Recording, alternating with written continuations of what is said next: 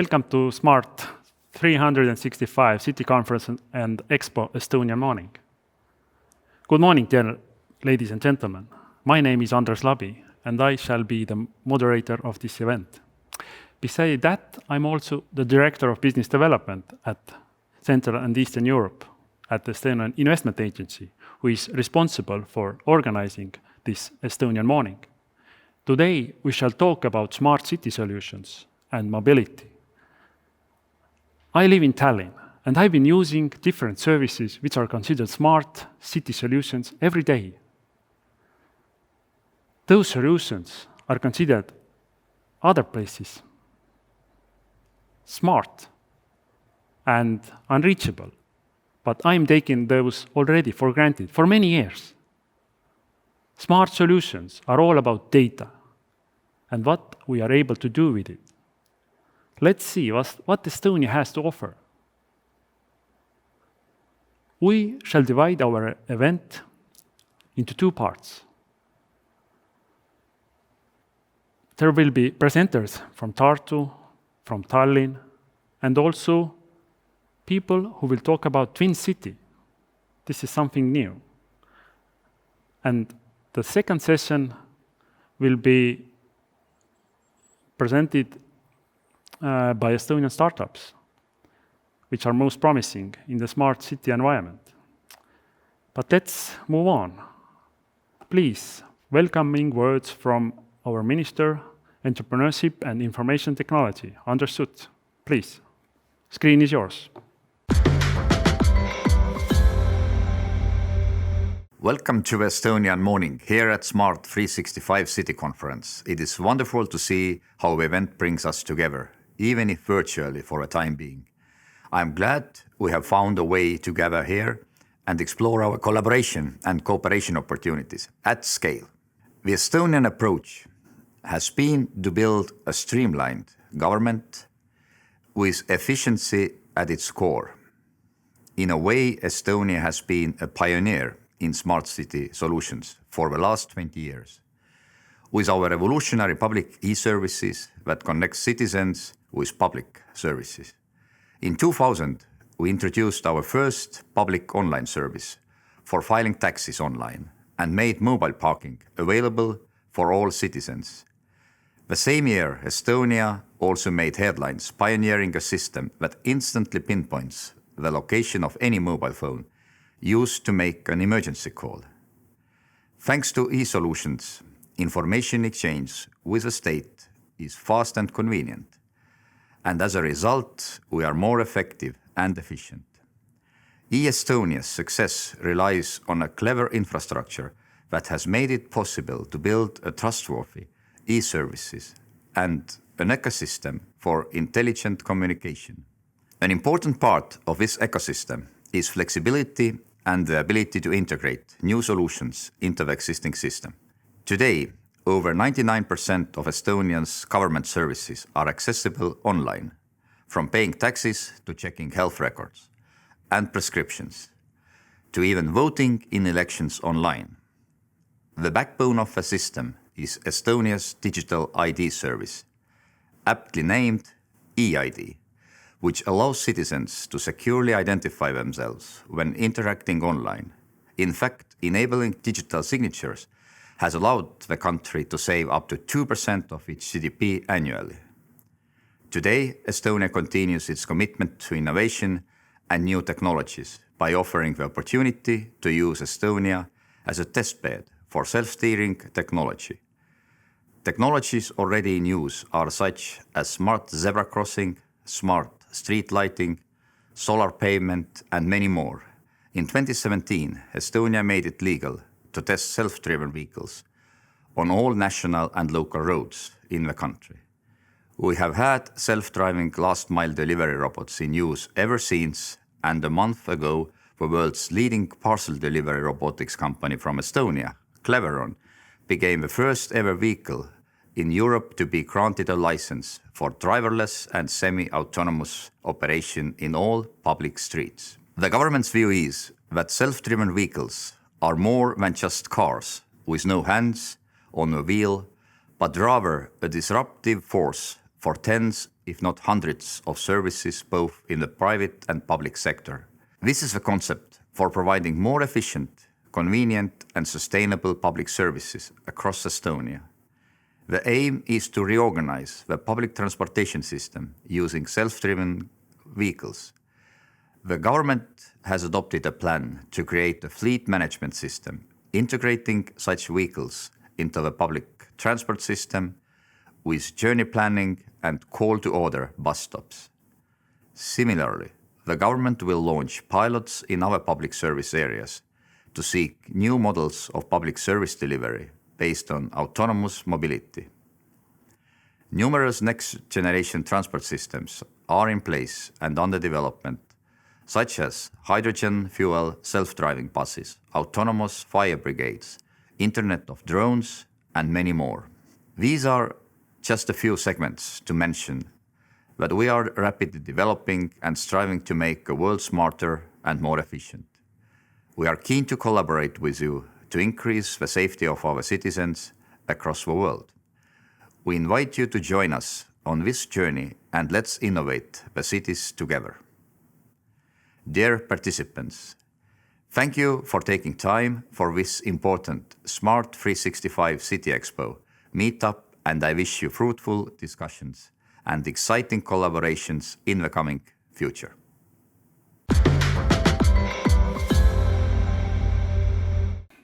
The next speaker is Ragnar Saksing. He's a representative of Tehnopol, and Tehnopol is actually the smart city solution provider for Tallinn city. And let's see what Ragnar has to say to us. Yes, Ragnar, floor is yours, please. Thank you. Hello from my side. Good morning, everyone. Thank you for having me here. I'm from Tallinn Science Park Tehnopol. Science Park Tehnopol is business campus. And Tehnopol is founded by state government, City of Tallinn, and TalTech Technical University. Tehnopol is a foundation. And Tehnopol is founded 18 years ago. And at that time, to Tehnopol, they gave real estate, they gave the business campus, what we are having in Mustamäe. And they said that manage this real estate well, and if you earn profit, put it back to develop Estonian entrepreneurship. So we have done it for years, and then company life cycle in Tehnopol is from dream and team to the international export and scaling. We are having a Prototron fund, which is a fund that funds prototyping. And we are having a famous Tehnopol startup incubator, where we are having like 80 startup companies incubating per year. And then we have business services, where we are helping scale-ups to export. And then we have programs to big companies. Why we are doing this smart city related developments in Science Park Tehnopol is because we want that companies can test in real environment, because in a campus there are more than 5,000 people work every day. We are having like small part of the city where we can test in real environment all these solutions, and they can become tangible. That's how we are helping Estonian smart city companies. Most of smart city solutions today are related to green economy and digitalization. And then we started to develop Tehnopol Smart City years ago. And first bigger project was Green Room, and now we name it 1.0.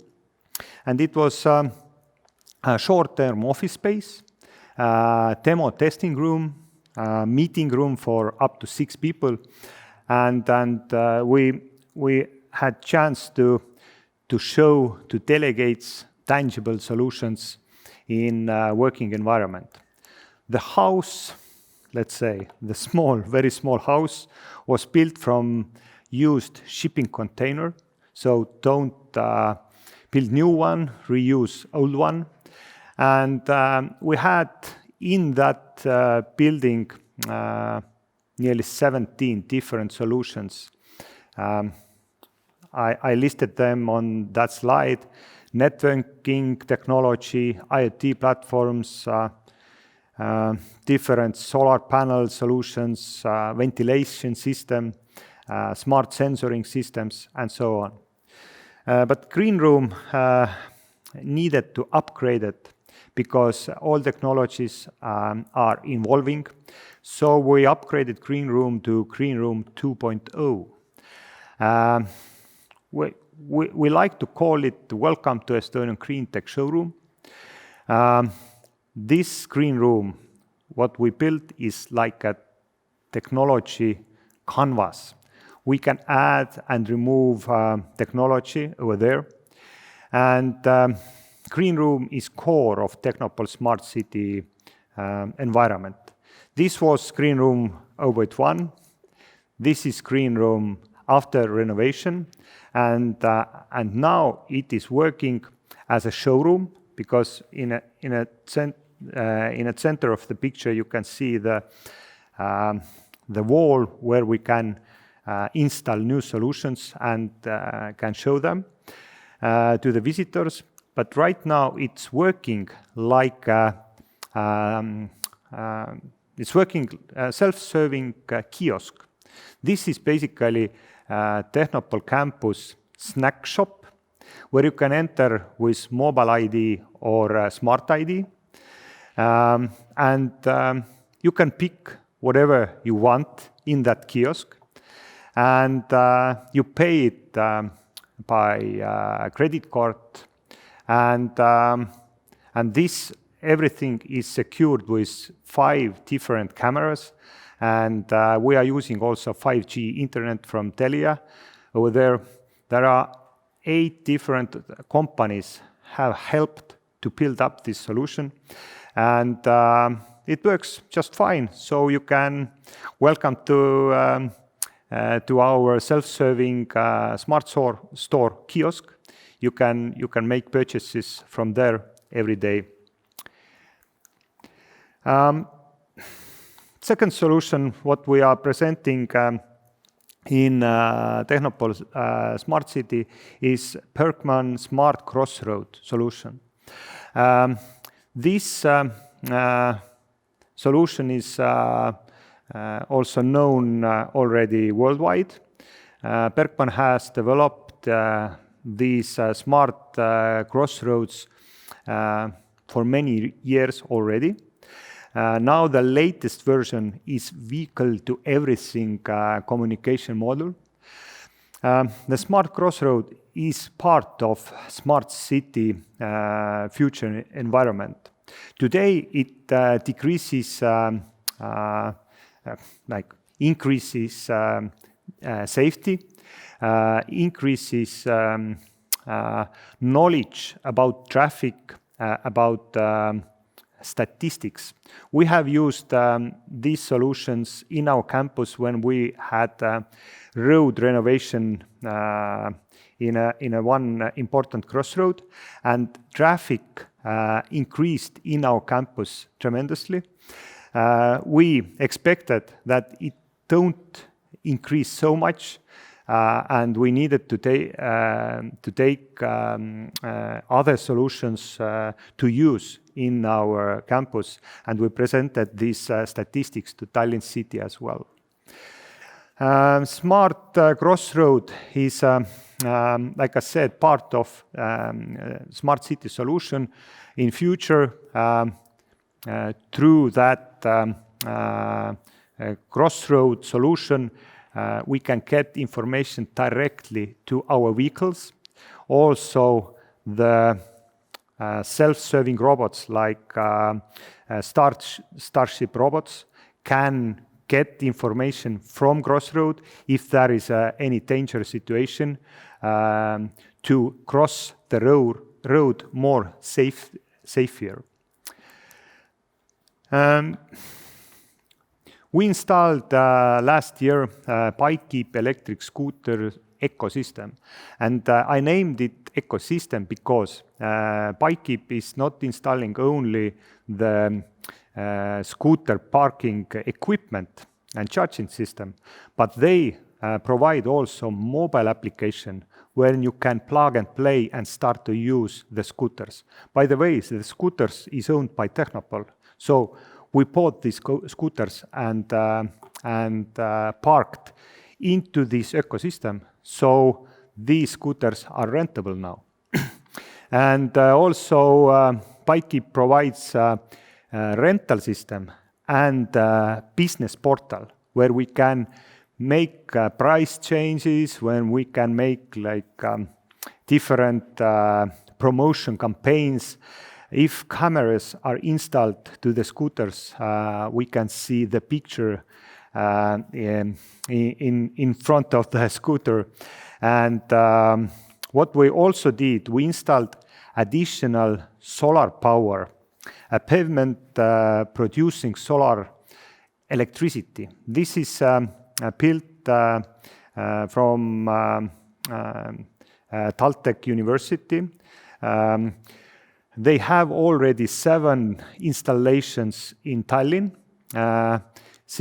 This pavement produces solar electricity and charges these scooters. And this is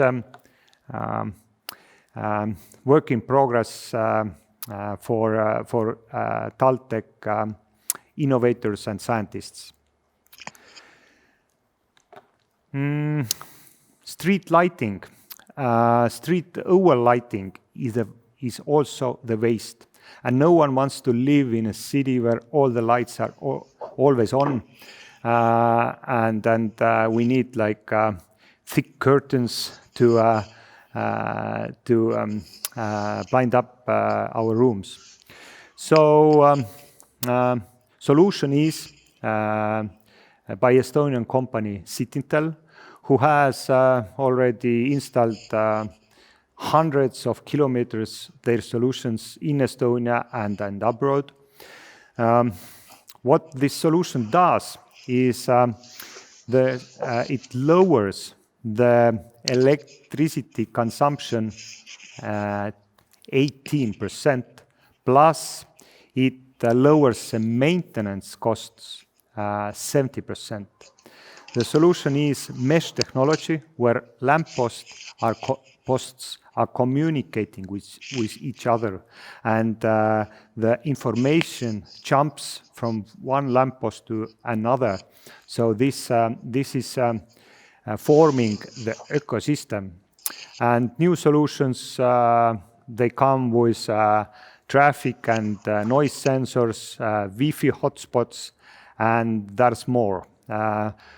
We are starting this year to test new lampposts without electricity grid. These lampposts are charged by solar power. And these solutions are widely available through Estonian companies. Like I said, we are constantly developing the Technopol campus together with Tallinn City. Right now we have in progress interesting projects where we start to count cars and people, because if you think about it, every city, every campus has problem with car parkings. And if we are making some campaign or we are adding new bus line to our campus, how we know that this is working? We need to count cars and people. I'm sure that 90% of campuses don't know exactly how many people and how many cars they are having in that moment in their campus. And this we need to understand if our campaigns and additional electric scooter, bike keeping, all these kind of solutions are working, and these are probably working together. Also, we are implementing smart traffic system with video cameras and parkings, on parking lots, and developing continuously the green technology. And I'm finishing up one solution, what is in progress right now. This is Urban Peace and Digital Hive project, where we are already working with beekeepers and smart sensor companies who are providing us this, on the picture you see these 3 beehives, what will be installed when weather is appropriate, installed into our campus. And in September, we are collecting the honey to get our Christmas gifts to our customers. But in between, we are measuring everything what happens in the hive. And with scientists, we start to find out the patterns, how is possible to the city, how is possible the better city beekeeping. This is some of examples of Estonian green technology companies who are related also very much to smart city solutions. And you can hear more about these solutions on Greenest Summit in October. This is non-profit conference what we are organizing together with 18 different organizations in Estonia. And you are more than welcome. We have definitely one block for smart city as well. Thank you, and I'm open for discussion. Thank you, Ragnar. Please have a seat, and I have a couple of questions here. I think our viewers would be interested in knowing what's cooking inside. Anyway, I read that Tallinn City and Tehnopol have launched a Smart City Innovation Fund. Please explain what's it all about? Yeah, this initiative came from Tallinn. They organized a little bit money last year to buy in different smart city solutions that making sense to Tallinn. Okay. And we helped to organize this event where we collected the ideas. All right. And Tallinn, we made pre-selection, and Tallinn made the selection, and they selected the solutions that they can install right away, and that will be beneficial for Tallinn City. And it was so successful that city of Kohtla-Järve also started to make same kind of innovation program with us, and we are continuing this year also. So hopefully good and innovative, tangible solutions will be installed in over Estonia. Please name the companies who were the winners from the last round. I mean, are they also scalable companies in that sense that they can be scaled globally? Yeah, of course we are looking in smart city part. We are looking companies that can deliver, because if with you we help some company to go abroad, then we must be sure that this company can deliver as well. So we have handpicked those companies who can deliver. And last year winner was, I already named in my presentation, Bikekeep. They had idea for bike parking houses, what they can put in near of the train station maybe. And people can come to the city by train, take the bike from the parking house, and then they can drive around the city and then put it back and keep them like overnight. And they made 3 different installations all over the Tallinn. Okay. And this is good way to test out new solutions. All right. So this is super. Yeah, also Fusebox was one right. one nice company. They are helping electrical grid companies to stabilize the electricity and earning profit to the owner of this houses and these factories. All right. We can say that Tehnopol is a testbed of smart city innovations. Am I correct? Yeah, absolutely. So, we try our best. So, how would you comment? How is the cooperation with Tallinn City is working out for you? So far, it has been very good. All right.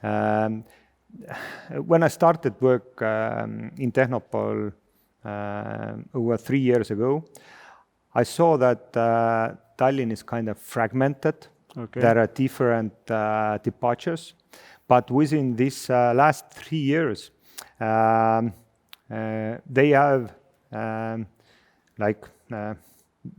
there are persons and departments who are responsible for and having like clear vision, and then it has become like much more like clear and easy to work with.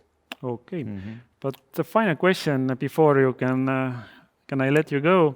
Have you been approached by other cities beside Tallinn? I mean, outside Estonia, and in a search of cooperation? Yeah. This is actually our master plan with Tallinn, because we are installing these solutions to Tallinn.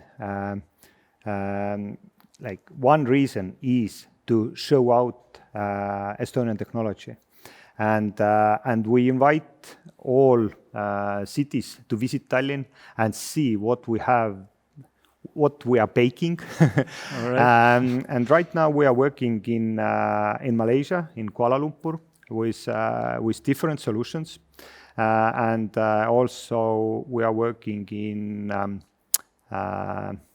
China. We are working also in I can't remember all the countries. Anyway, but yeah. As I understand, you have gone global already, and there is a line of cities behind your door. That's a good news, I guess. Yeah, I hope so. Okay, thank you very much. Thank you very much. Thank you. Thank you. All right. Now our next speaker is coming from Tartu, city of Tartu, city of knowledge in Estonia. And let's see what they have to say from there. And we will have a video call from Tartu. And please, Raimond Tamm, Deputy Mayor of Tartu City Government. Screen is yours. Hello. Thank you so much for the opportunity to speak about our smart city activities in Tartu. Tartu is the second largest city in Estonia. So we are a traditional university city. We are actually the research and education center, not only for Estonia, but for the Baltics. So we have roughly 95,000 inhabitants in our lovely city, and about 50% of them are under 35 years old. And as we are a traditional university city, we also have a lot of students. We have roughly 18,000 students who are continuously, let's say, studying in different universities in Tartu. So speaking about our smart city vision, we clearly see city has different positions, how we should develop our smart city. So for the first, we have to be the enabler of solution. So we need to create ecosystems which are working out new ideas, new solutions. For the second, we see ourselves as innovator and investor. So we are actually the first customer in many cases. So if the solution is developed in our region, in our city, we would like to be the first ones to test it also and to apply in our city. And for the last one, we see that we are also the steward, and we have to create an environment which is supporting innovation and which is supporting, let's say, the putting into practice of different smart solutions in our city. To continue from here, we are speaking about Tartu as a, let's say, medium-sized city, not a large city. So we have definitely the innovation challenge in our city, where we have limited in-house human and financial resources, and therefore to keep the high speed of developments, we definitely need to collaborate with other sectors. We see different directions of collaborations in this case. So we are speaking about private companies as our collaboration partners. We are speaking about universities as our collaboration partners. And we are also speaking about other municipalities because municipalities which are not such big ones, hand in hand, develop quite good results at the end of the day.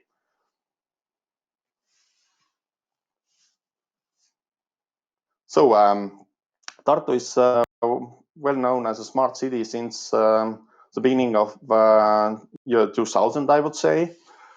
As we previously have been mainly well known for our digital services, both electronic services and mobile services. I would like to indicate that about 95% of all our services are nowadays digitalized.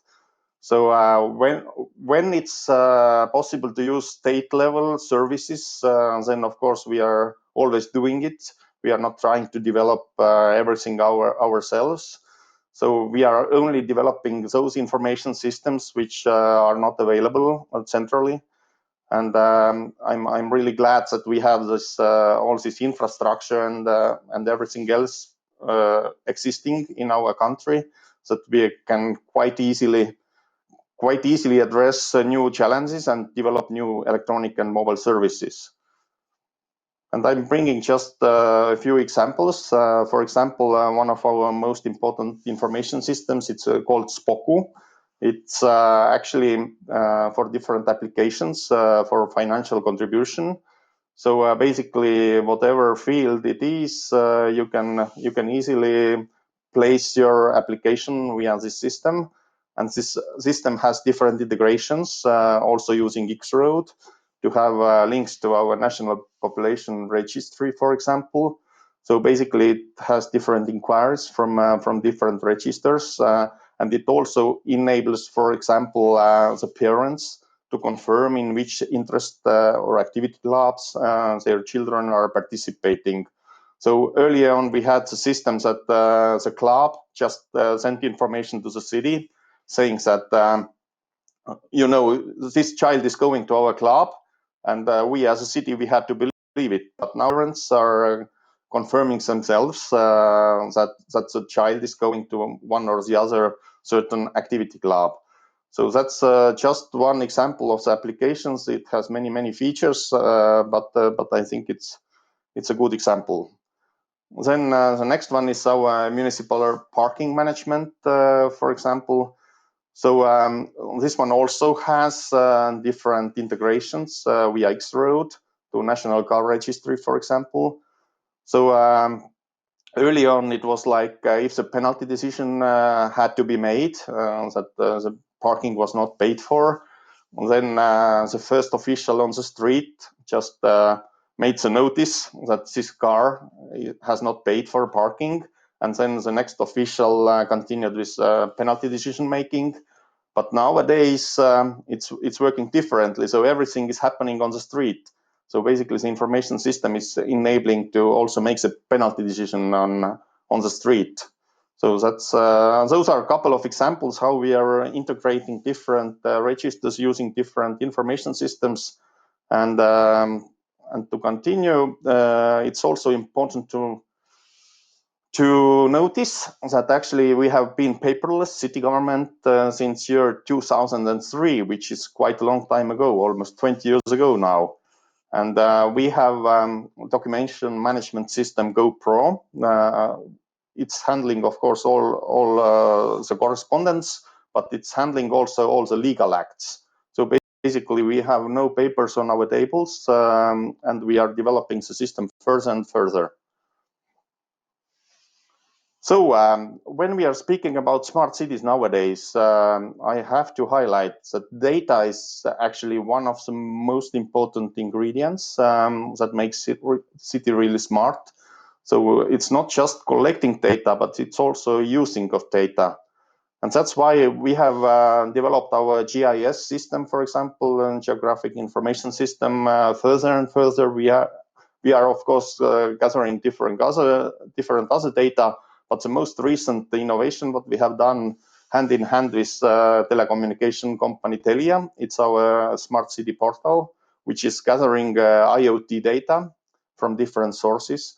So basically, it's possible to see here in real time how the buses are moving around in the city, how the traffic is changing in the city, how the electric vehicle charges, which are also here with green color on the screen, indicated how much energy is consumed via those electric vehicle charges, etc., etc. It's also showing the bicycle sharing scheme heat map here in this system, and it's also showing different other fields like buildings, for example, how the energy consumption is changing in those buildings, what is happening with the street lighting. So basically, it's a very nice tool for us now to use, and it's not just for gathering data and for illustrating it, but we are also offering the access to the data to make it available as an open data. So universities are using it, especially the University of Tartu, and of course, if the companies require any like access to our portal, it's also possible to handle it. So I'm bringing example also how we have used data recently. So just a couple of years ago, we totally made a revolution in our public transportation network. And for doing it, we actually took the data-based approach. So we had two companies, the one from Estonia, Positium, and then the other one from Finland, WSP, which is a rather huge concern. So and then we set the goals that we need to decrease the number of bus lines in the city. We should have shorter intervals and faster connections. And then actually, we also let them know that the total amount of kilometers which are driven by the buses, it shouldn't be increased. Or if it's increased, then just in, let's say, just in small scale. So those companies were working with more than 20 data sets. I have just pointed out the most important of those here on the screen. So what was really important was using of the mobile positioning data, which was actually analyzed by the company Positium, and then the data was coming from company Telia. So actually, it was showing us clearly where the people are actually living in the city. Of course, anonymously, it's not like we are following any certain person, but it's giving a very good understanding if the people are living in one or any other certain areas. And for example, if they have to reach schools, we can see from which certain parts of the city the people are going to this specific school. So we used a lot this mobile positioning data for understanding how people are moving around in the city. We also, of course, used the ticket validation data, which was available from just to indicate how people have historically used the buses. We also used the demographic data, development plans to understand how the city is developing, in which part of the city we have new like residential areas constructed, etc., etc. So it was huge database approach. And regarding public transportation, what we are really trying to make as attractive as possible, we have also paid a lot of attention on the ticketing system, for example. Now in all our buses, we have new generation validators also. It's our partner in this project is Ridango, Estonian company. So all those validators are accepting nowadays also contactless bank cards. So you shouldn't have any specific public transportation card for our city, but you can use your credit card, and then you can easily pay on the bus. And then it's also actually calculating the daily ticket. So if you have used your credit card, for example, three times a day, and then it's considering that you have the daily ticket, and next time you don't have to pay for the ticket anymore. And we have also a very good example of open data in our public transportation.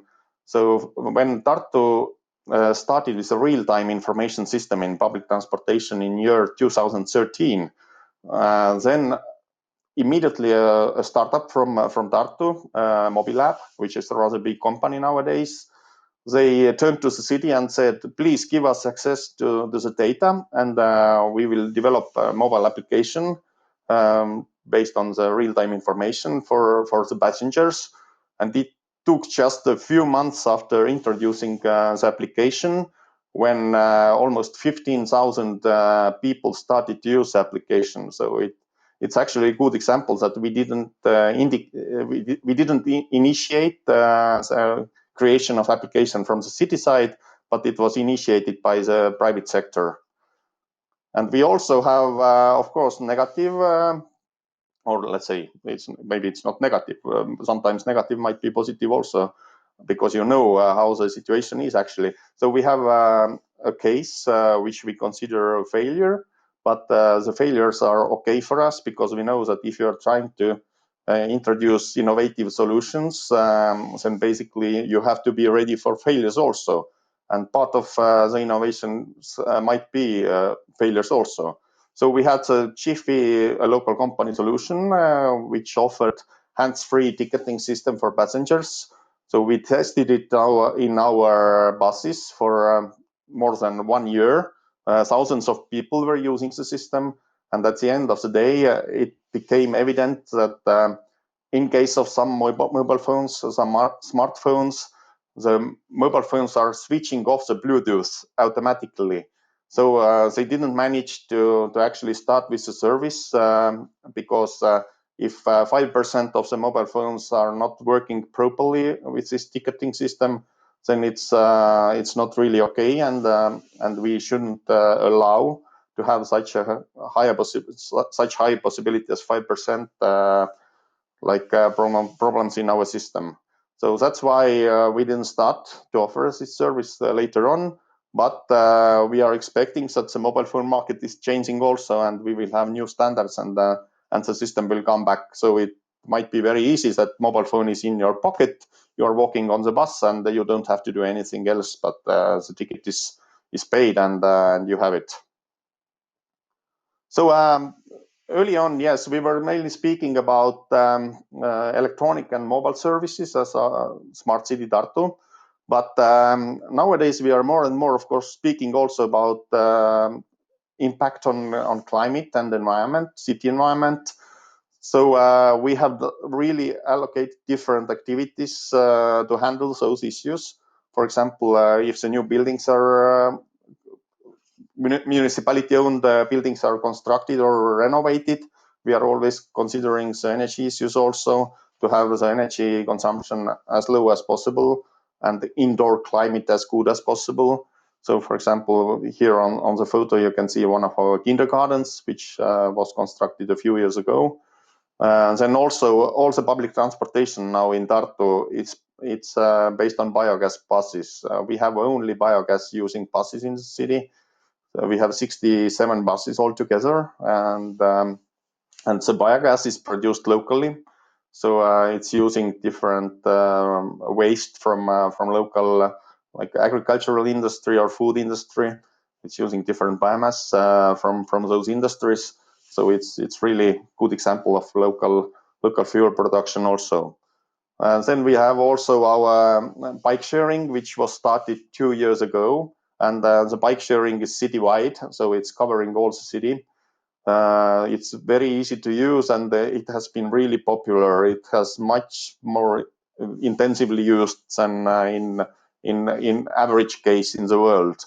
So also our partner company from Canada, Bevegan, has let us know that they even couldn't imagine that it's possible that Tartu will use that much bike sharing scheme. So then we also had, as a first city in the Baltics, the district cooling solution. So we have a partner company, Fortum, which is located in many other cities in Estonia also, but in Tartu also they have been very positive partner in case of handling climate issues. And this district cooling system is enabling to decrease the CO2 emissions almost 70% compared to the local solutions of cooling. So it's really having positive impact on the environment in our case. And we have also different biogas production sites. For example, in our water handling company, we are producing biogas from sewage sludge. Also, we are producing biogas in our closed landfill. So we are trying to find out different possibilities for energy production, and I really hope that quite soon we will also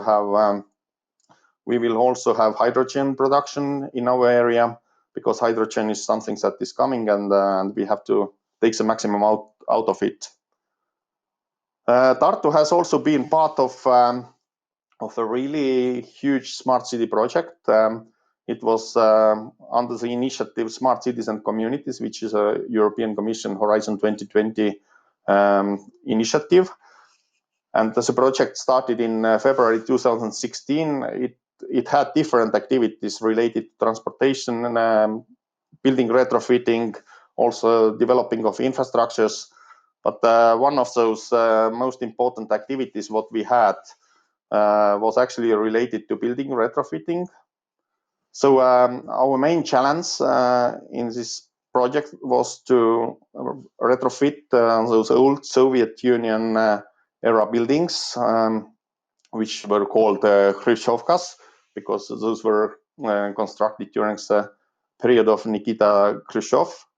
So those buildings have very high energy consumption before retrofitting. In our case, it was about 270 kilowatt hours per square meter annually. And our aim was to decrease energy consumption by 3 times. In our case, it basically meant that we tried to achieve A energy class. So it was really ambitious, and it has been never done in Estonia earlier. But right now we have 17 buildings in Tartu which have done it.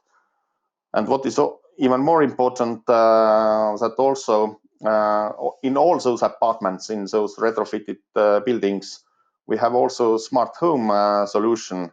So the smart home solution has different levels. It has an apartment level, it has also the building level, and then it has a city level also. So apartment level data is belonging to the owners of apartment. So we are not using it for different analysis, but it's important for the apartment owners or people who are living in the apartment. They can see what is their actual energy consumption, and then they can compare also their energy consumption to the average from other apartments.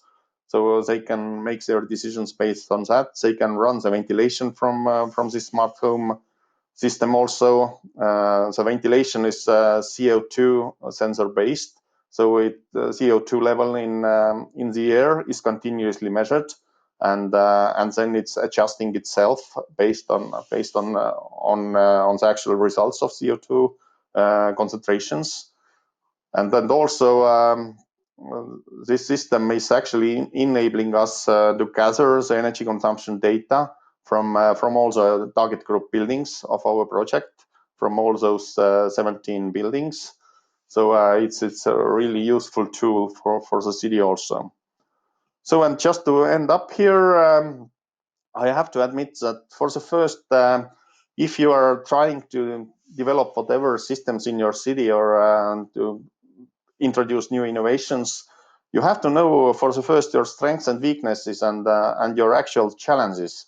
So and then if you know that you have problems with parking in the city or you have problems with energy consumption or energy production or whatever, then you need to create your tactics and strategy based on it. Because otherwise, if you are just trying to copy from other cities, it might not give you the best value out. And that's why, please, for the first, try to discover what you actually need and then go for it. So thank you so much for your kind attention, and you're very much welcome to our lovely city. Thank you, Raimond. Please come closer to me. Let's have a small chat here. So I have a couple of questions here. I think people would like to know a little bit more about Tartu. So if you don't mind, let's have a small discussion. What are your strengths? What are the strengths of Tartu city? Mm-hmm. We ourselves think that we are actually not a huge city and not a small city. So we are the mid-sized city, which is giving us a lot of flexibility in case of introducing different innovations. So we can immediately apply it citywide. So we don't have to test it in any certain part of the city. So we can quite easily make the decisions. We are agile. We are also really flexible and open for innovation. All right, it's. I think the Tartu is ideal place for a testbed for any startup, as I understand. So yeah, at least we would like to think so. Very good. So how is your cooperation working out with Estonian startups? How would you describe it in startup sector? Yeah, as I also. Yes, please. Mm-hmm. As I also brought out in my presentation, so we have had different collaborations with different startups. We are more and more looking for startups to help us with climate issues. So far, we have been really having good collaborations in case of electronic services or mobile services and this kind of stuff. But we are more and more expecting to have also startups working in this green technology field. So we are really welcoming them in Tartu. So I'm not sure that Estonia has done the maximum to have green technology startups flourishing here, but I really hope to have more and more of them. I think this is very positive news for startups, and it's not just for Estonian startups. I mean, you are welcoming also global startups who are actually trying to just find the best place for them. And I think Tartu is sounds like ideal place because, as I heard from your presentation, and I actually didn't know that before, that actually you're not just a city of education, but you are a city of data because it's. I didn't imagine even that cities are actually using that much data to develop their services. And here is my question: how is this collection and access and cyber security is working out for you there? Yeah, of course. As you know, the data is coming from different sources, and all of those sources need data protection also to be handled properly. So, of course, as we have many collaboration partners from outside the city, also it means that we are not collecting the data ourselves, but the data is collected for us. So, in those cases, we have had some troubles also that those companies, especially when they are outside of Estonia and they don't know that the average IT skill in Estonia is very high. So people are hacking much more than in many other countries, and people are trying to find out those weak points much more than they are doing, for example, in Canada. So that's why we had to educate some of our partners also, and to make them really taking good care of data protection. But basically, I think that of course, the data protection is such a broad questions that we really have to develop new standards for the data protection in Estonia, and not just city by city, but it should be really taken good care at the national level. I do agree. But as we are in this lockdown situation and this second wave is, I think it's almost over here in Estonia. And my question is that how did Tartu city cope with this lockdown and how did you use data in this situation? Yeah. So as I also indicated during the presentation, so almost all of our services are digitalized nowadays. So basically, we continued with all the services. We didn't end up any services. I think that's why also Estonia overall was much better in this corona crisis. Also, that we were ready. Our digitalization level was much better than in many other countries, and also in Tartu. So we didn't have any major problems with offering services. But of course, how to say? Some emergencies appeared also in our case, and we really understood that our schools were not that ready for this kind of distance teaching and learning. So we had, especially during the first wave, we had real troubles that not all the teachers were ready to teach from distance, and not all the families were ready to start learning from distance. So we had different issues. But right now, I would say that we are in much better situation. So the crisis really made us to think more about digitalization once again. But the using of data, it was during the first wave when we started to analyze the transportation in the city, because of course our real-time information, we have real-time data. It's giving us a good overview what is actually going on in the city. And that's why it was really important to notice how the situation was actually changing. So how people started to move much less than they used to do. So, for example, in transportation, we used a lot of data. And then also we used some Google data to understand how much people are staying at home and how people are behaving in case of using different information systems. So we used a lot of data, but of course, in our case also, we started mainly with data collection like 20 years ago, and right now we are just continuing to develop the data using and decision making also based on data more and more. So data collection is quite easy, but using the data afterwards, it's much greater challenge. All right, Raimond, thank you very much. I mean, any crisis, it's an opportunity and it makes us stronger. So I wish you best luck in Tartu, and maybe next time I meet you in Tartu, alive. Thank you so much. All right, very good. You're always welcome to Tartu. Thank you very much. So our third speaker today is Ralf Martin Soe.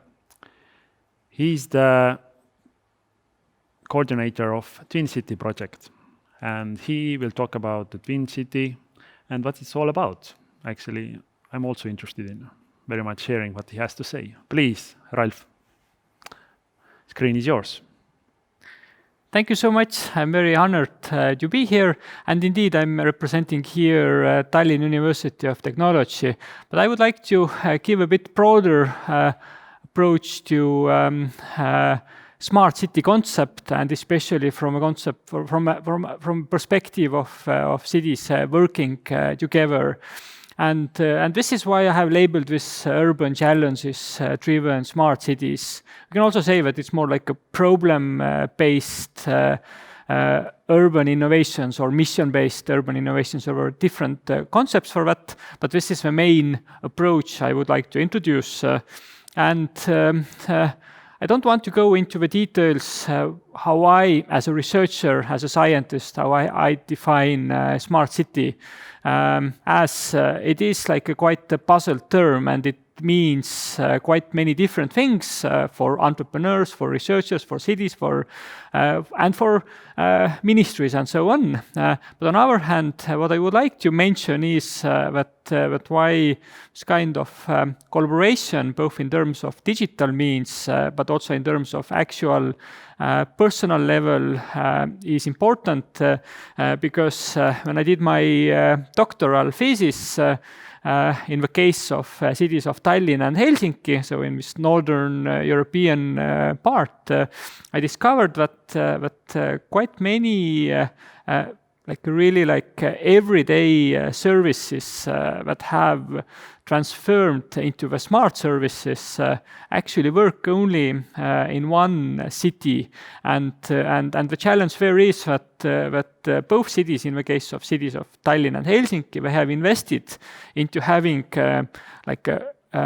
novel smart solutions for parking, for example, or for public transport validation, or for also digital signatures and so on. These are only 3 examples. There are actually hundreds of examples. But the challenge there is that what has happened, not only in this context of Tallinn and Helsinki, but also in the context of other cities in Europe and also in the context of other cities globally, is that there is a quite extreme fragmentation and isolation between services not working interoperably from one city to another. And that means that essentially this very positive idea of having 2 smart cities close by can end up a stupid region, at least from the technological perspective. And maybe another example, the trend which is already ending or is in the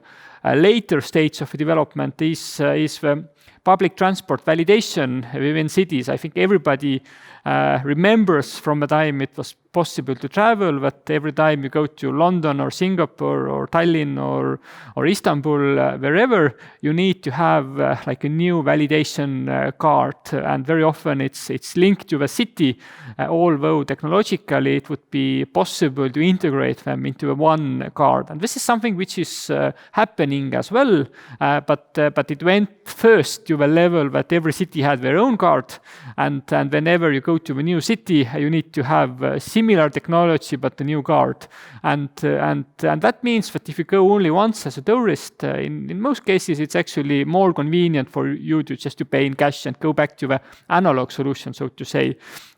So this is the kind of a standing point, and I would like to introduce our Finnish Twin Smart City Center of Excellence as well, which is a newly established center by Finnish Estonian partners, including Tallinn University of Technology as a coordinator, Aalto University from Finland, and also City of Helsinki and its innovation company Foorum Helsinki, and also Ministry of Economic Affairs and Communications from Estonia side.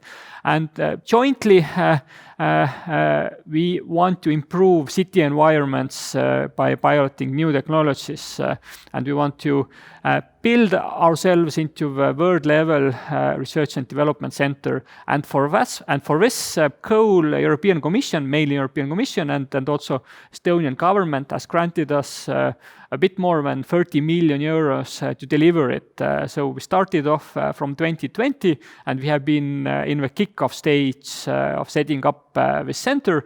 And I really believe that you will hear more from us in the coming years. So we operate in 5 research streams, right? Research and innovation streams, and this also defines to some extent how we understand smart city as a concept. So we have built environment, energy, mobility, data, and governance streams. And we have key researchers from Tallinn University of Technology and Aalto University working on the more basic research side in those 5 fields. And in addition, we are also implementing large-scale and also mid-scale and small agile pilots in all those 5 fields as well. So we are combining like this kind of academic freedom in those 5 fields with more targeted hands-on pilots. So our big mission is to take research-based solutions to the cities. And to deliver this, we have introduced a large-scale piloting program. This is globally very unique because it's on one hand based on actual city challenges.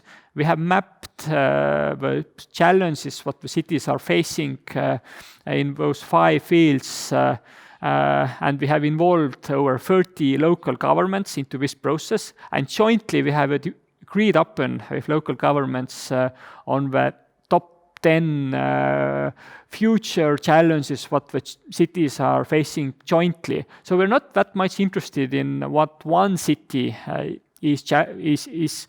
an issue in, but and today, but we're more looking into the kind of future joint solutions in a perspective that are shared by cities on a more broader level. So this is where the research can help as well. And this is something we are investing altogether 50 million euros in the next still 6-7 years to come. And we have started 4 pilots already now from this year. And also another important aspect is that we are more agile and flexible in terms of planning and conducting those pilots as well. And the last component there is that as said, these pilots have to follow the actual challenges of cities. And secondly, each pilot has at least 2 local governments involved as well. So this is something that we collaborate very hands-on with cities.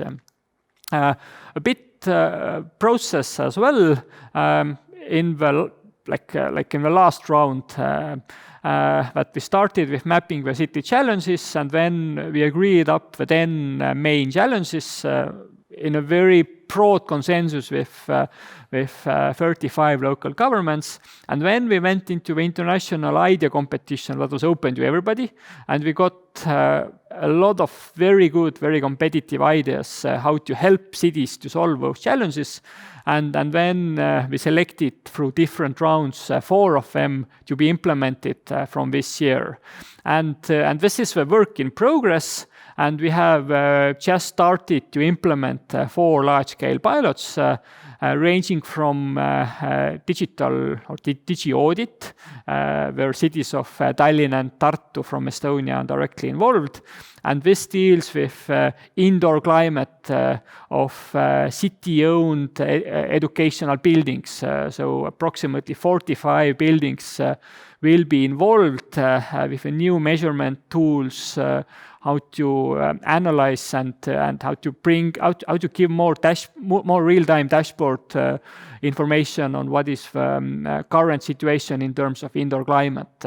Very topical indeed. Second pilot is about transport ecosystem management solution, both in local governments of Tallinn and Rae, and this combines adjustment to electric vehicles to be built into the automated shuttle buses, and then integrated them with a public transport system in up to 3 spots in Tallinn and Rae, and then making those also demand-based, meaning that it's possible to kind of in the specific parts in those pilot areas to order automated shelf bus for the last mile purpose on your home door. And that also combines different transport ecosystems and then contributes to this mobility as a service concept. Third point, also very important, is microgrids with energy storage. where cities of Tartu and Paldiski are involved from Estonia. And this contributes to the challenge that local governments have with industrial parks, with a very difficult electricity demand issues, meaning that industrial parks do not have enough electricity at least during some peak times, and then this microgrids helps to store it locally and connect it with the main grid as well. And the last pilot with the cities of Tallinn and Helsinki is about green twins, and this builds the kind of a digital twin into the greenery area and starts evaluating the changes in the greenery area within the cities of Tallinn and Helsinki with emissions and the kind of footprint of the cities, meaning that if there are more trees planted in the cities, kind of a general carbon footprint indicator gets better. If some trees are taken off, it gets worse. And we are trying to build this digital twin with a goal of that. These are the first 4 pilots from our side. And as said, we are also implementing the new ones starting from next year. So it's an ongoing process, and you will hear more about this. Before I end, I want to emphasize why Estonia stands out in terms of smart cities. Stands out mainly because all the local government databases in Estonia are interconnected with each other through data exchange layer called X-Road, meaning that real-time inquiries to most sensitive databases across local governments, within one local government, but also across them, and also across with private sector and across with public sector is possible. And if one citizen moves out from one city to another one, this is essentially one activity thanks to this X-Road that helps to connect public sector data, and there are over 3,000 databases interconnected like this. And this means that Estonia stands as private internet network for all the databases what the local governments have, and no other country has piloted or tested or experimented this on that big scale. We're also experimenting quite successfully with automated vehicles. This is one picture with one French pilot in the western part of the city in Kadriorg that was very popular and very much demanded by the local people, but there are quite many follow-up projects after that as well. So it is a very good test ground in terms of automated vehicles, either shuttle buses or delivery robots, but this is something which is quite seeable already right now in the everyday traffic. And then also we have done several mobility projects between the cities of Helsinki and Tallinn, which are quite different from their setup, but they have a lot of commuting between the cities, even now during the COVID time, but especially before the COVID area, meaning that we have tested out various solutions how to manage city traffic from Tallinn to Helsinki and to some extent to Vantaa as well. Either it is dashboards for outbound traffic, either it is ferry traffic, real-time ferry traffic, or either it is like a real-time dashboard for heavy good vehicles. And this is all from my side. I don't want to go anymore to Tartu as the last slide, as we just came from there. And I would like to thank you everybody for the interest, and please check out our website as well if you have any further interest in our activity. Thank you. All right, Ralph Martin, thank you very much for this comprehensive presentation. Please have a seat. Let's discuss a little bit this twin city concept, and I have a couple of questions here for you. You mentioned X-Road. Just a simple question. Is X-Road essential to develop smart city solutions? I think X-Road as such is not essential, but kind of open approach to exchange data is something which is very important. X-Road as a technology is not important, and currently even like the kind of a data developers and data enthusiasts in Europe and in globally, we don't see X-Road as something like as a platform, but they see this as a use case to demonstrate this open way to exchange data, and the kind of a new way is also like introduced that these are the kind of a data meshes. It builds up to a bit different concept, and the question is not about X-Road, but the question is that how to exchange data and how to make data interoperable, and how to be more open or be more heterogeneous in terms of different formats of data and different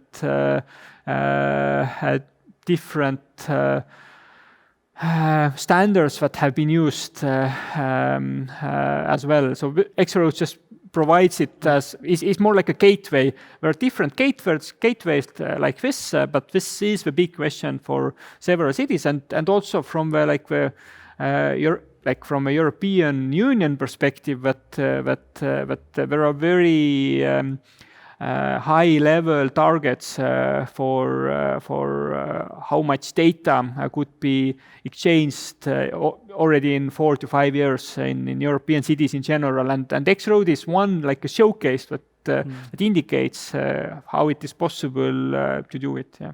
All right. So this brings me to another question, actually. How scalable is Twin City business model, and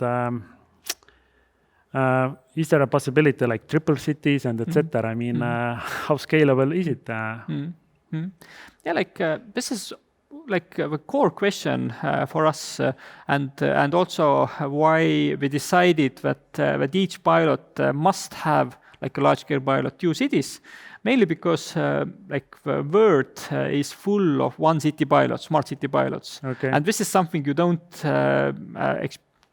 add value anymore, right. Because it is very like possible to tailor a solution for one city. But our approach indeed is that it is becoming even like locally in Estonia, but also like between Estonia and Finland, it is becoming much more complex when you want to do a pilot between two different cities. And once this works, this is already something you can scale. Okay. But because like this is a huge challenge in terms of like ICT standards and software and tools. It's a very varied and puzzled situation, meaning that pretty much every city has its own keyboard, how they type, and then you have to somehow build this into the one standard as keyboard, and this is hard, but at least when starting from 2 cities at the same time, the chances of being successful are definitely better. So the next level is trying out adding more cities. Yes. That's the future. Yes, and we are also like in terms of Finest Twins initiative, we started off with Estonian local governments. Now we have this first pilots and actual projects with cities of Helsinki, Barcelona, Genova, and in the next stage we just are entering one large-scale consortium, which is like a 53 million euro Horizon 2020 project that aims to conduct 30 pilots in 30 different European cities that will be followed up in 100 cities. So that's something that we already have entered the kind of the game, at least on the European level. But our interest is to also scale out from Europe, and this is why this conference and this discussion is also very relevant and interesting for us. That in terms of Europe, at least we have the joint approach and joint funding opportunities. But if you wanted to come to Turkey, or if you wanted to go to Asia, Japan is very interesting for us, and we have been collaborating with them. This is something that is more challenging for us at the moment. Yeah. But are Estonian startups included in the process? And Estonia is called like a startup nation and land of unicorns. And is there a possibility that the next unicorn is coming out from the smart city environment or how to say club? Yeah, I think it's possible, and it's already it's how you define a smart city, and that smart city can be defined very broadly. So we can say that Bolt is a smart city company, and so it is possible to kind of relate it to smart city. And important part here is that if we talk about Estonia, then Estonia in a field of smart city has demonstrated that it is very open to new technologies. So this is very positive side, that companies like Bolt or Starship or R8 technologies or whichever. So most companies coming from startup side, I would say that even though Estonian market is extremely tiny, it is much more convenient and straightforward to test it out on the street level. If we go to more like established cities, including like the cities of Barcelona, Paris, Helsinki, then this is much more challenging. And if you compare us with the city of Helsinki, for example, then there's no taxi sharing effectively in place. Most people still order taxi by phone, which is that nobody does in Estonia, because this has already went through 5 different generations, but this is still there because the city and the kind of old taxi monopoly has been very strong in protecting their interests, whereas in Estonia it has totally innovated. But on the other hand, where city of Helsinki is strong is their own investments into innovation. So this is something that Estonian cities are still a bit average, I would say, but in terms of that, when Estonian cities were, or when we started the first automated pilot with the city of Tallinn, when city of Helsinki had conducted already 5 pilots, and they already had 2 or 3 shuttle buses owned as a city. So city of Helsinki and bigger cities as well, they have much more capabilities and also opportunities for their own hands-on innovations, and also now the city of Helsinki just introduced a robot service for night cleanup of streets. And so this is something that the city is experimenting quite nicely as an owner itself and as the innovator itself, but on the other hand it's very restrictive towards the companies and researchers. But Estonian cities are much more welcoming to that, and it's much more easier to test out novel solutions here in Estonia. I think people who are actually watching us at the moment and are actually wondering now that is Estonia the unique place or as a test bed for smart city solutions? Are there any competitors out there, really? I mean, because taking Estonia as a small country, we have those advantages. We can test those small projects and we can make mistakes here because we are small and we are fast and we have the e-governance and e-ecosystem in place. So, I mean, are there anyone out there competing with us in that sense that, okay, where is the best test bed for the smart solutions, for the smart cities? Yes, I think it is a very competitive field, and in terms of research, in terms of innovation, both sides. We have been mapping like our research centers, and there are like at least 100 different research centers entering the field of smart city.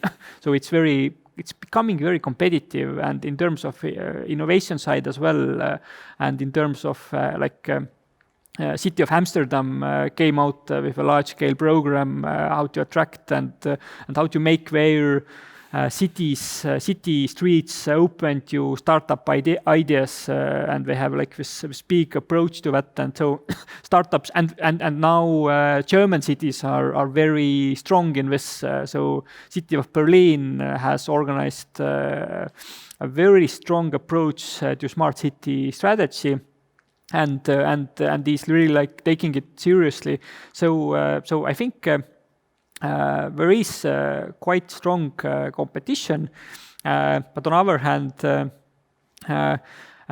Estonia has very good potential to still build up on this e-Estonia digital society success, where Estonia has shown like world and globally that a small micro country can do like really breakthrough innovations, and this this still has a lot of potential to be brought to the urban level, meaning that this is also how it started. That initially in Estonia the public sector was innovating, and then later companies started to sell this outside as well. And even like 5 years ago, the export of IT services was not that big, but it has rapidly increased, mainly because of e-governance technologies and demand for that. So Estonian IT companies have grown very well, very strongly, and they are like the global leaders. And from that perspective, having seen this process quite hands-on as well, how the IT companies have transferred from local providers to global providers, this is something that could be, and I really hope is the next big thing for the smart city-related technologies as well. That it is possible. Estonian companies and like jointly with government as well have showed it in terms of digital government at least. Yeah. Thank you, Ralph Martin. Now we can move on to the second part of our morning. You'll meet the most exciting Estonian smart city startups. Today, you'll hear the pitches from the following startups: Artec Design, Bikekeep, Ubix Solutions, ePavement, Auetech, and SkyCorp. Please, startups, the floor is yours.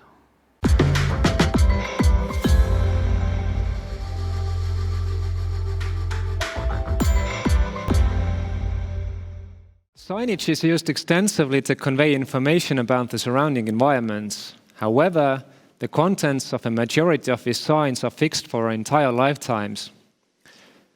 We strive to bring these signs to life by using digital signage and e-paper displays, and I will illustrate this with a couple of examples. Schools and universities typically place room names or room numbers directly next to the lecture halls.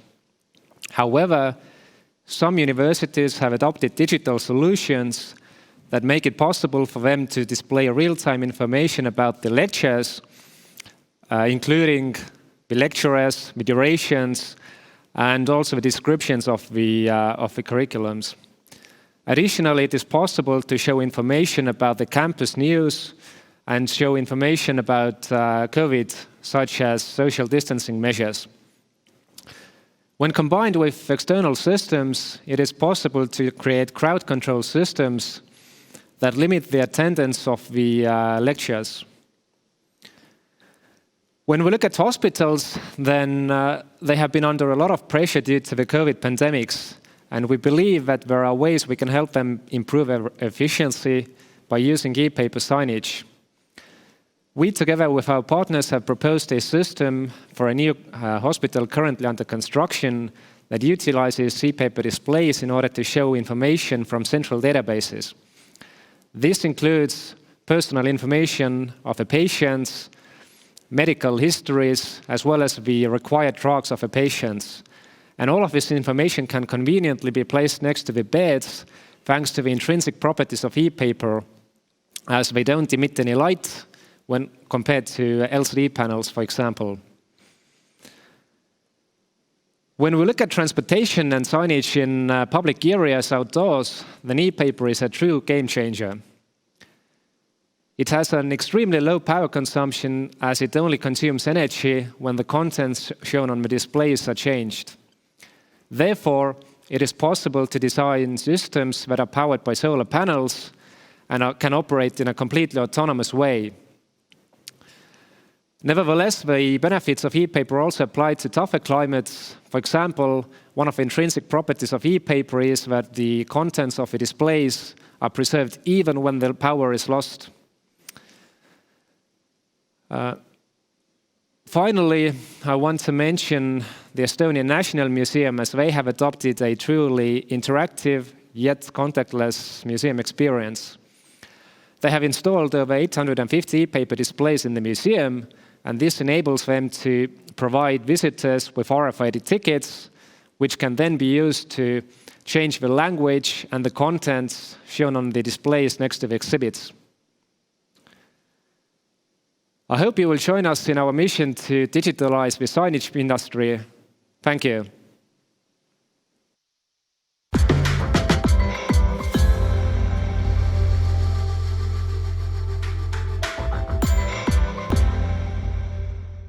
BikeKeep is the enabler of urban micromobility. We reduce the car usage and increase bike and e-scooter usage. The way the people move around in the future cities will be completely different from the car-centric environment that we are seeing today. We're already seeing a huge influx of bicycles, e-scooters, and this means that also the cities need to change if the vehicles are going to change. And we at BikeKeep are the ones who are helping the cities and the developments, the communities to change in order to be ready for micromobility, to increase its usage and to make it really work for them. We do it through different deployments of smart infrastructure.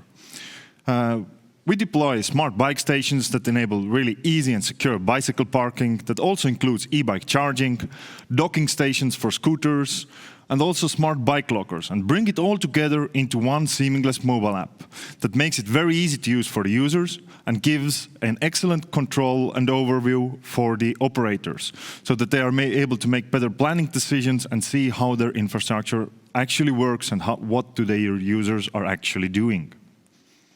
So this is an example of our bike station deployment in San Francisco, where we have enabled more bike usage towards transit stations. People are taking bikes and commuting to the transit. So thus solving the last mile problem around the transit station.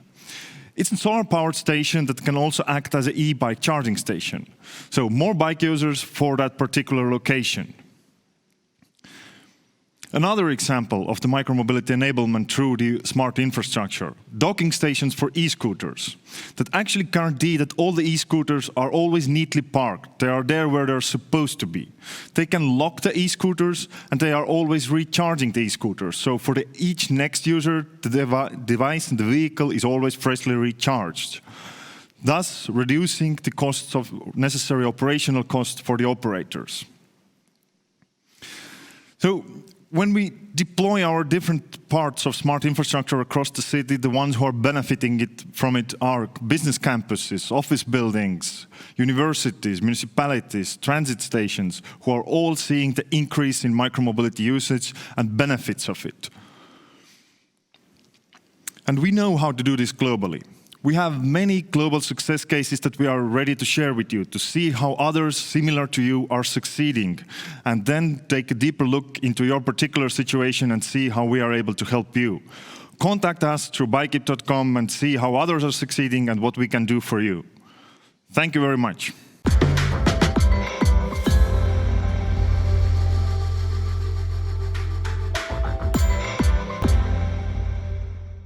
Hello. My name is Andre Lindvest from Ubik Solutions. We need urgent energy transition to reduce CO2 emissions and fight with the global climate challenges. Energy transition requires distributed renewables, electrification with new level of loads, energy storage, demand response, and flexibility. But our current system has still too many conversions and complexities from production till consumption, creating avoidable losses up to 25%. And electrification via current grid may increase the grid investments up to 70%. It's because our current AC-centric system, designed already on 19th century, mainly for fossil fuels-based energy transmission, has its limits for flexibility and electrification required by today. Did you know that 70% of all new energy is DC native, and majority of it is solar? Also, most of the key technologies we are using today are also DC native. So, why we still need this inefficient conversion step via AC, instead of making an efficient direct shortcut via DC? Solution is distributed solar and energy storage via direct current grid to maximize the PV power production and minimize the costs. The best solution for distributed solar and storage comes from Ubiq, based on our patented OptiVerter technology. It's the only DC microgrid compatible converter on the market today, supported by industry leaders. It's all-in-one, lowering the upfront costs. It's plug and play, so installing and managing is a piece of cake. It's a modular, scalable, and efficient. Our OptiVerters are already piloting in unique solar road project in Tallinn, Estonia, and upcoming soon in sustainable DC demo house in the Netherlands, backed by Eaton. And this is just the peak of the iceberg. There are many projects in pipeline coming soon, backed by many industry leaders. And as you see, we are not the only ones. The world is already moving towards innovative and sustainable DC solutions. DC offices, public lighting, DC demo grids, highways, DC houses and greenhouses, and much more are coming. DC is efficient, lean, and flexible. It makes grid self-balancing and can bring smart cities available. And therefore, new residential and industrial areas can be built as DC microgrids to reach higher system efficiency, energy and raw material savings, less capex and opex, more safe, reliable, self-balancing and controllable system. It's the right timing to go for more energy efficient. Go for electrification via DC.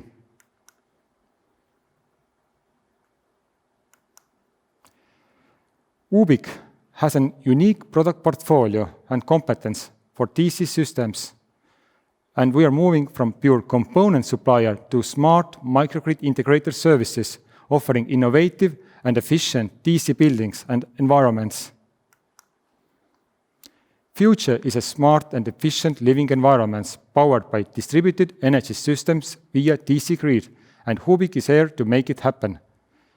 My name is Andre Lindvest, and I am the CEO of Ubiq Solutions. Thank you.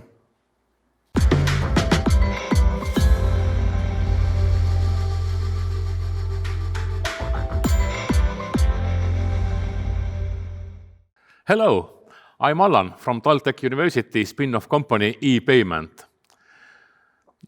Do you remember the roads 50 years ago? Probably not if you are younger. But the roads nowadays look similar like 50 years ago. But what's happened with the traffic? The traffic has tightened tens of times. And tightened traffic brings lot of injuries, lot of problems. To manage the traffic, you need smart solutions. Smart solutions need electricity. How to get the electricity on the road?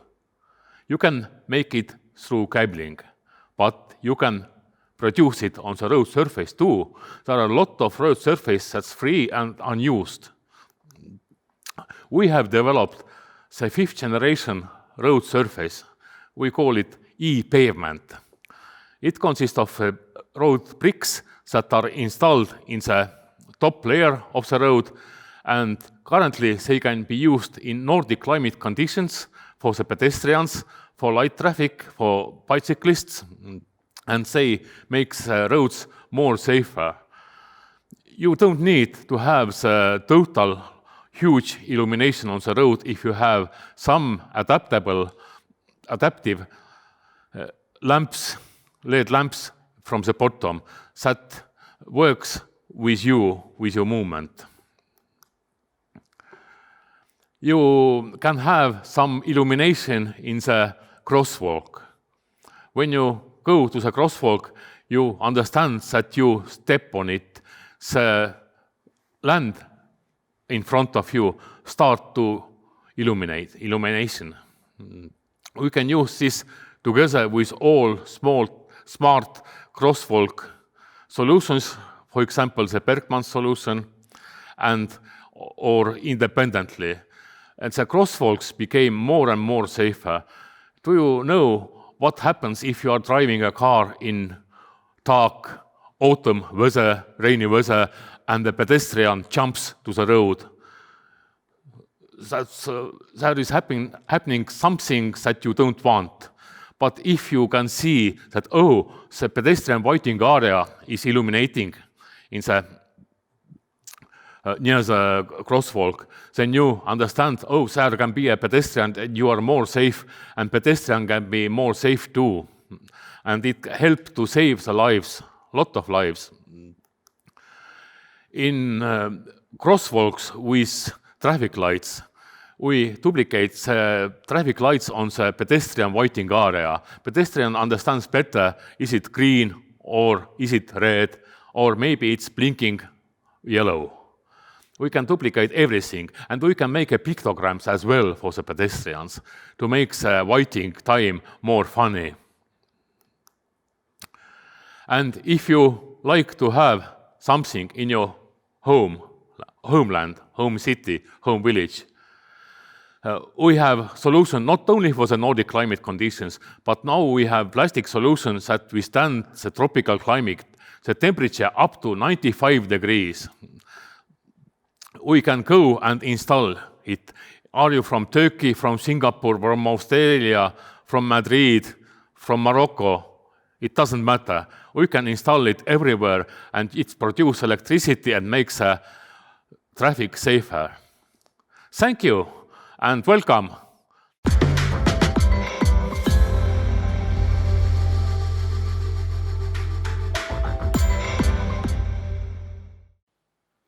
Hi, I'm Taavi and I'm representing Overtech.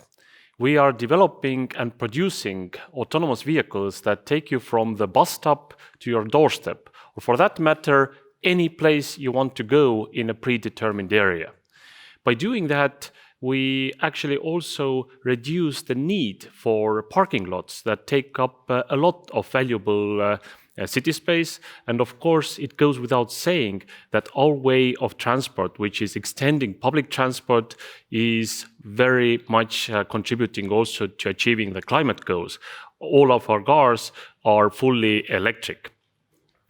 Our car is level 4 autonomous, which means that it can drive on both public roads and also closed roads, depending on the use case. Our car fits up to 8 people, and the most important thing is that it is available already now. We have been operating commercially in several countries, mainly in European Union. Overtech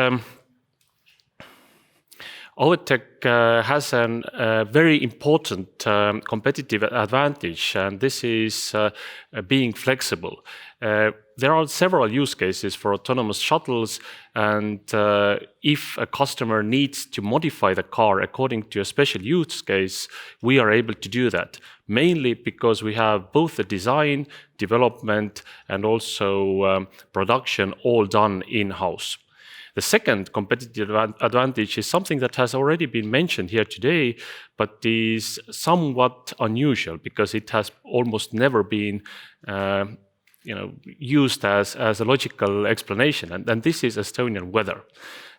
We do have 4 different seasons, and for developing different conditions for autonomous vehicles, this is extremely useful. Having a lot of snow, having sometimes heavy rain, having all sorts of conditions helps us to be ready for whatever the world brings. As said, autonomous driving is no longer a distant moonshot. It is here and now, and Auvetech is ready for the early adopters to take it along.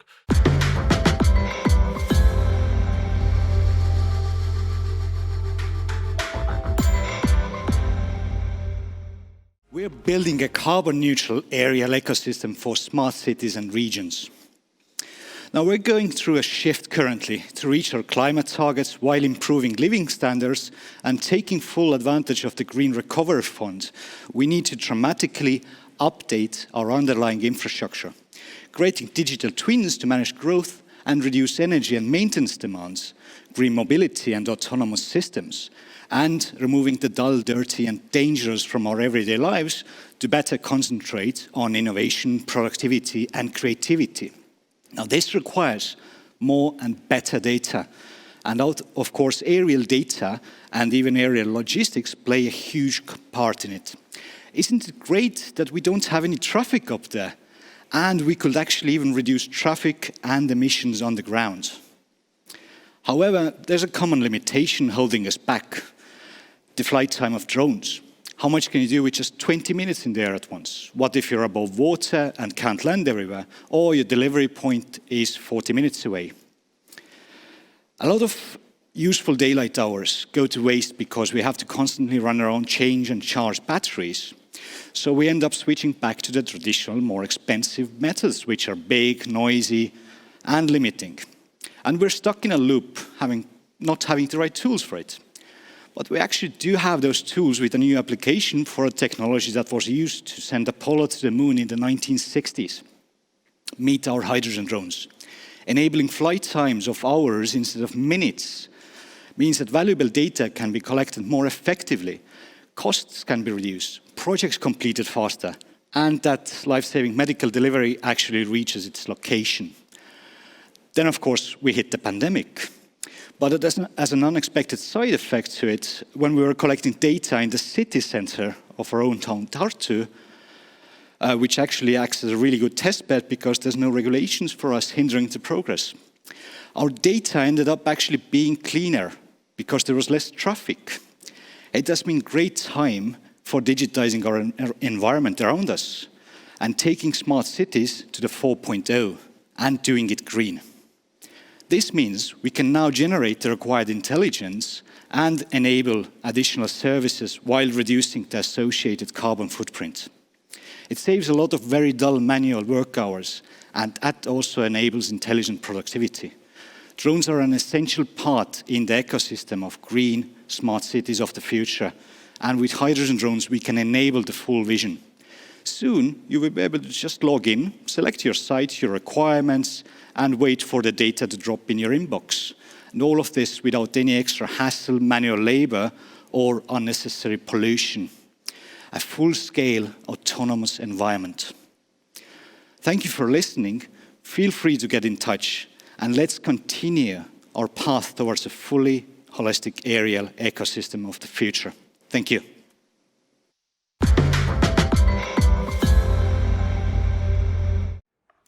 Hello, welcome back.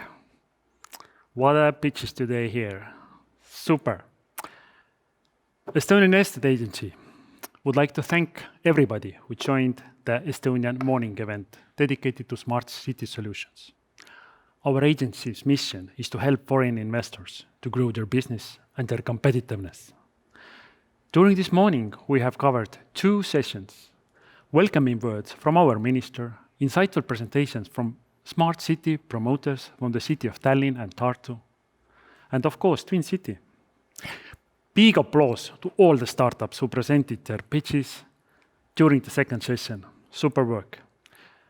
Our team is here to support you. You can see my contacts on the screen, and please do not hesitate to contact me if you are interested in anything that was mentioned. here today. We are more than happy to arrange virtual visits to Estonia. If physical trips are not available during the lockdown or some other reason. But from our side, please enjoy the rest of the conference and stay safe.